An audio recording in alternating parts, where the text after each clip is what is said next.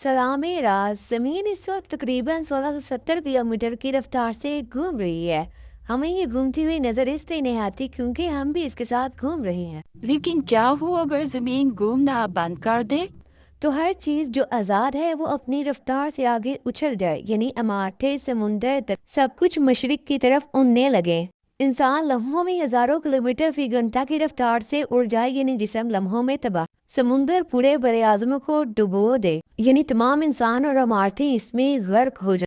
अगर ज़मीन रुक जाए तो एक तरफ हमेशा सूरज होगा और दूसरी तरफ हमेशा रात, यानी एक तरफ ज़मीन जलेगी और इसका दर्जा हरारत 1000 से ऊपर चला जाए और दूसरी तरफ हर चीज़ जम जाएगी और दर्जा हरारत 1000 से नीचे आ जाएगा।